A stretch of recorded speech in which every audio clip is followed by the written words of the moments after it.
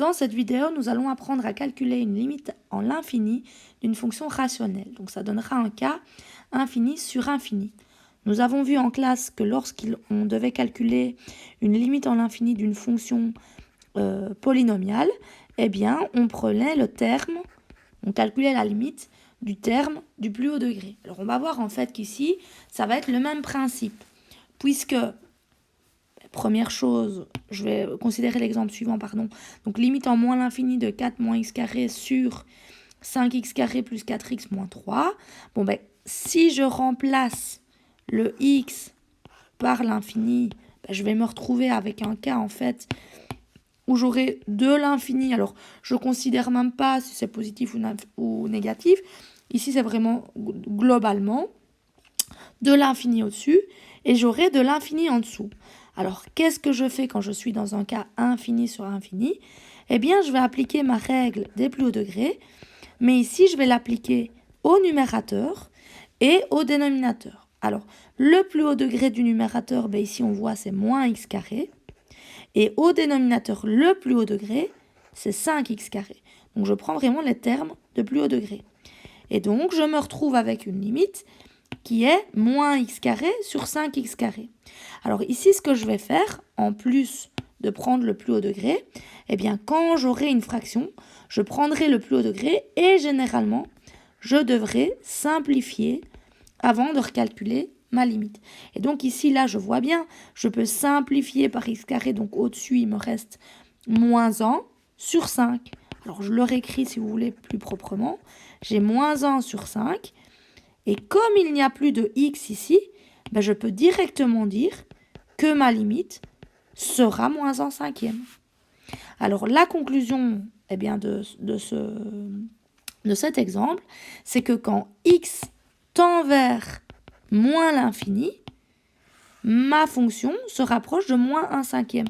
Et donc j'aurai une asymptote horizontale. Alors ici, je dois préciser que mon asymptote horizontale est à gauche, puisque je regarde en moins l'infini. Donc ce sera une asymptote horizontale à gauche, dont l'équation est y égale moins 1 cinquième. Alors un autre exemple de limite en l'infini, donc j'ai ici limite en l'infini de 3 moins x sur x carré plus 4. Alors ici, vous voyez qu'il n'y a pas de distinction. C'est infini quand il n'y a rien d'écrit. Ça veut dire qu'on devra calculer une fois avec plus et une fois avec moins. Alors, je vais résoudre de la même façon. Alors, on peut de nouveau réfléchir. Si je remplaçais le x par l'infini, au-dessus, j'aurais de l'infini, divisé, et en bas, j'aurais aussi de l'infini. Alors, on ne se préoccupe pas des signes.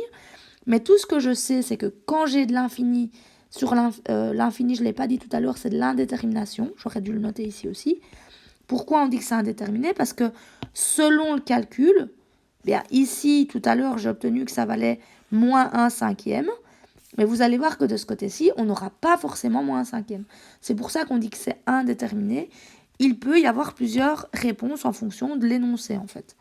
C'est l'énoncé qui déterminera la réponse. Alors, je vais appliquer la même règle que tout à l'heure, c'est-à-dire la règle du plus haut degré. Donc ici, le plus haut degré au numérateur, c'est moins x. Et tandis qu'au dénominateur, c'est x carré. Donc, il me reste comme limite, je le renote, la limite en plus ou moins l'infini, de moins x sur x carré. Alors, comme tout à l'heure, on a dit qu'est-ce que je peux faire? Je vais simplifier. Ici, je peux simplifier par x. Alors, si je simplifie par x, il va me rester la limite en plus ou moins l'infini de moins 1 sur x. Et donc, en fait, si je sépare en deux cas, pour avoir mes deux calculs, une fois la limite en plus l'infini et une fois ma limite en moins l'infini, comment fait-on ça? On va remplacer le x par une fois plus l'infini, une fois par moins l'infini. Et donc, j'aurai moins 1 divisé par plus l'infini dans le premier cas et moins 1 divisé par moins l'infini dans le deuxième cas. Alors, une chose que l'on doit retenir, qu'on avait vu en classe, c'est qu'un chiffre divisé par un très très grand nombre, ça se rapproche de 0. Et donc, c'est ce que je vais appliquer ici, en fait. Moins 1 divisé par plus l'infini, eh bien, ça me donnera 0. Alors, dans les deux cas, c'est 0. Alors, si on veut aller un tout petit peu plus loin, qu'est-ce que je peux constater? Que pour ici, comme j'ai du moins avec du plus, ce sera un 0 moins. Et tandis que là, du moins 1 divisé par moins l'infini, ça sera positif. Et donc, comme conclusion, eh bien, j'aurai une asymptote horizontale, ici des deux côtés, que ce soit à droite ou à gauche, mon asymptote, c'est y est égal à 0. Alors, on va faire un dernier exemple ensemble. Je vais calculer la limite en moins l'infini de x cube moins 3 sur 1 moins x. Donc, de nouveau, si je voulais remplacer le x par moins l'infini, eh bien, on voit qu'on sera dans un cas où j'aurai de l'infini au-dessus divisé par de l'infini en dessous. De nouveau, pas de signe, je ne considère pas les signes. Et ça, je suis dans un cas indéterminé. Donc, je vais faire la méthode. Donc, la méthode du plus haut degré.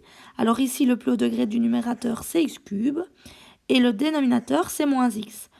Et donc, je vais réécrire ma limite de x cube sur moins x.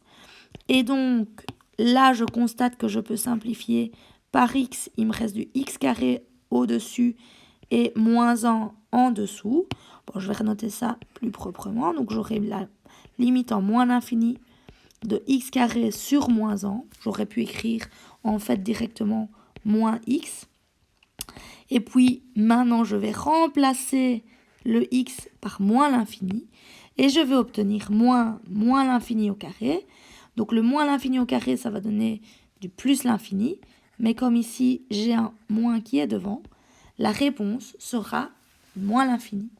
Alors là, quand x tend vers moins l'infini, mon y est à moins l'infini. Ça veut dire que si, graphiquement, si je devais expliquer ça, quand x est à moins l'infini, y est à moins l'infini. Donc, ma fonction, alors je ne sais pas comment elle est ici au milieu, mais tout ce que je sais, c'est que plus je m'échappe vers la gauche, plus elle va descendre très très très bas. Et donc, là, je pourrais conclure qu'il n'y a pas d'asymptote horizontale.